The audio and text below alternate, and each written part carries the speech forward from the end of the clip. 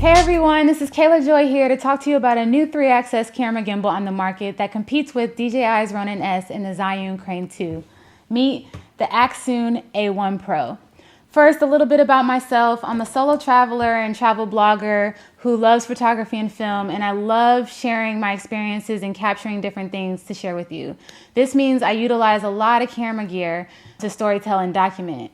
Lately, I've been trying to decrease the overall size and weight of my camera bag without compromising on quality and functionality. I currently have the Sony a7R III as my main camera body, the DJI Mavic 2 Pro as my drone, the DJI Osmo Pocket as my on-the-go stealth recording, and my iPhone. But I noticed I was missing one camera tool to complete my package, a 3-axis camera gimbal. This is where the A1 Pro comes in. Now, by no means am I a tech genius, so this won't be a super in-depth technical review about the product, but I noticed there was a lack of information about this gimbal, so I figured I'd take a stab at telling you about it. My initial research led me to the Crane 2 and the Ronin-S, and I had pretty much settled on getting the Crane 2 solely because of its weight. A lot of the critical reviews about the Ronin were that it was just a really heavy gimbal. Before I hit the buy button, I actually saw a review video on an Accsoon A1S, which is the earlier version of the A1 Pro. And this gimbal touted being lighter than the Ronin, but having the same payload. And this, got me very interested about it. The A1 Pro has improved features over the A1S, so I took a gamble and bought this new gimbal. See what I did there? According to Accsoon, there is 68% more stability with this gimbal, but having never actually operated the A1S, I can't tell you if that's true. But so far, this gimbal is pretty solid and I'm loving it. As a side note, I'm doing this review entirely on my own. I haven't been contacted by any of these companies. These are my real and personal views and opinions. I bought all of this equipment with my own hard-earned money. And now that we have that out the way, let's talk about this gimbal. In terms of price, the Crane 2 is priced at $549. The Ronin-S comes in at $749, and the A1 Pro is priced at $599. Now, I got this on Amazon and was offered a $30 coupon, which made it $549, which is equal to the price of the Crane 2 and $150 less than the Ronin-S. In terms of weight, the Crane 2 comes in at 2.76 pounds and has a payload of 7 pounds. The Ronin-S weighs 4.1 pounds and has a payload of 7.94 pounds. And the A1 Pro weighs 3.08 pounds and has the same payload as the DJI Ronin-S at 7.94 pounds. And again, I will say this was the factor that led me to buy this gimbal over the other two gimbals. Battery life, the Crane 2 touts 18 hours of battery life. Both the Ronin-S and the A1 Pro claim 12 hours of battery life.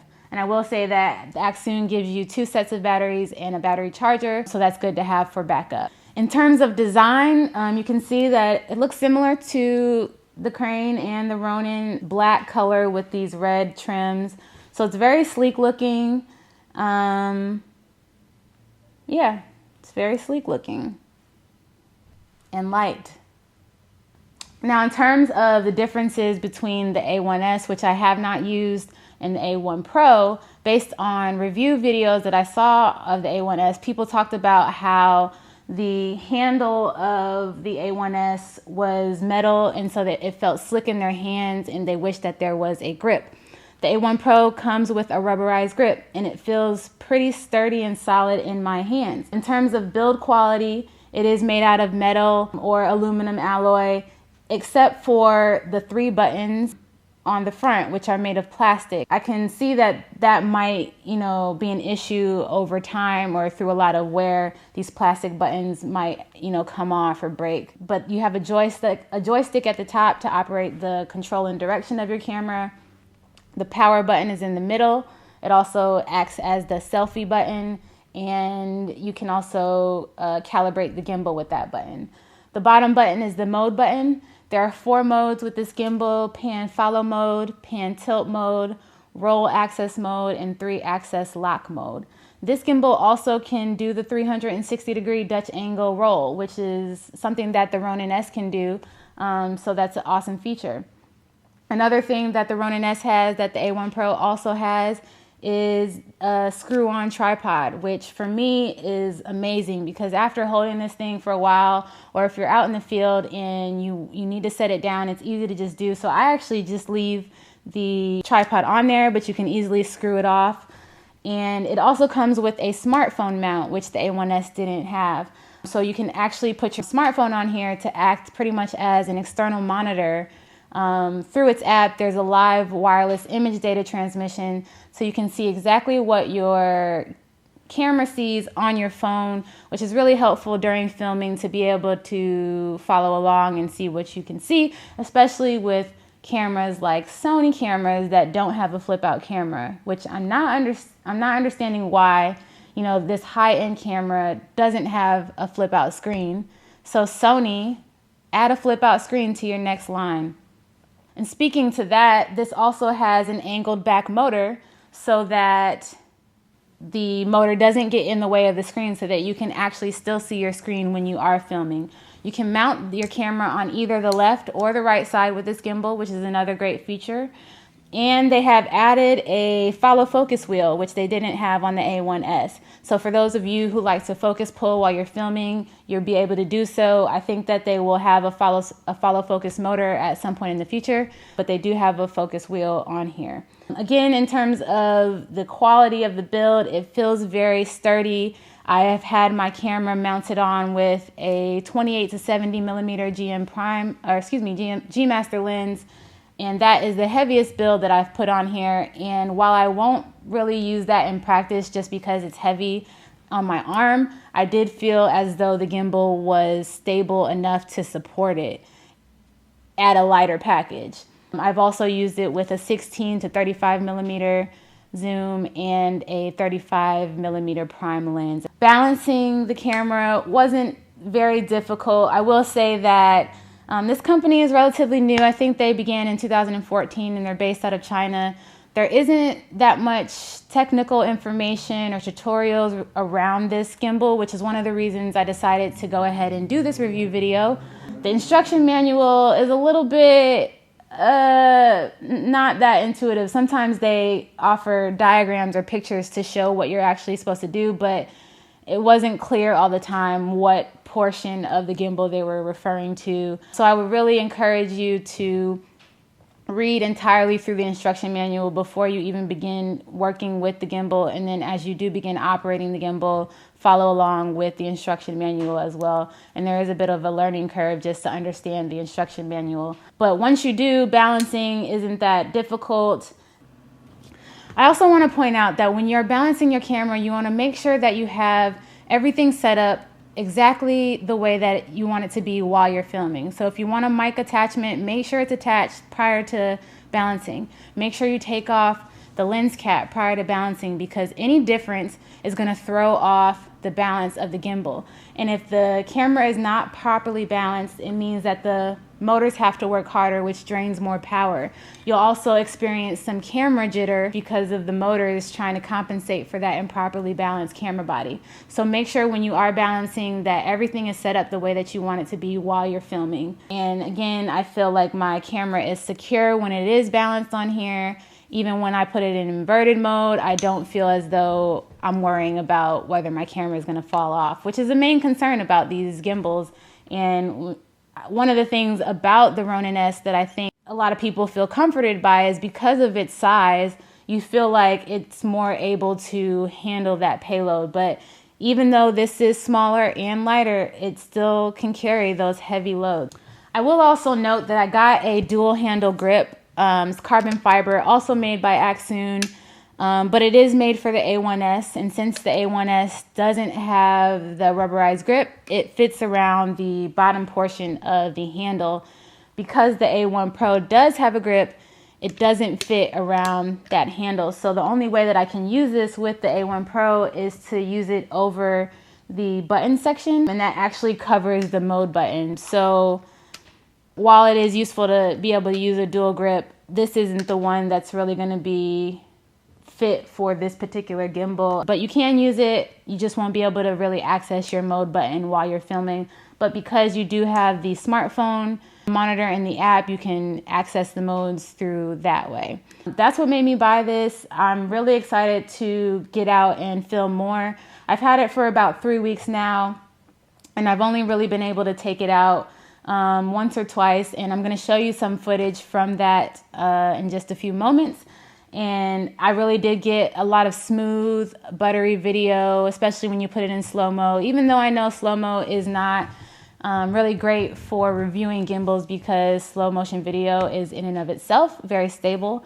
But when you combine the gimbal and slow motion, it just looks amazing and very cinematic. And I'm really excited to start taking this on my travels. And then I'll really get a better idea of whether, you know, even this small size package will be good enough to bring with me. So I'm going to show you some of the footage that we got from outside. So I'm out here testing the Accsoon A1 Pro with these ladies.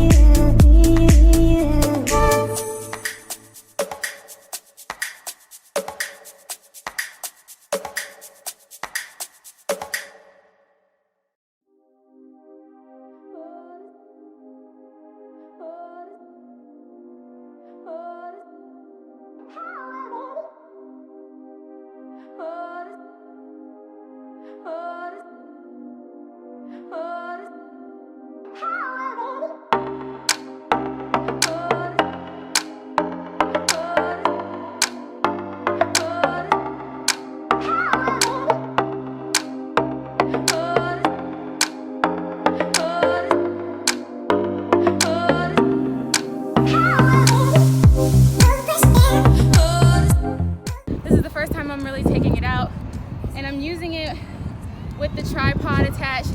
And the weight of it, I have my Sony a7R III mounted on it with a 16 to 35 millimeter lens. The weight isn't that bad. I had got a dual grip, but actually with a single one-arm grip is not that hard to handle. We've been doing some moving and running shots, and yeah.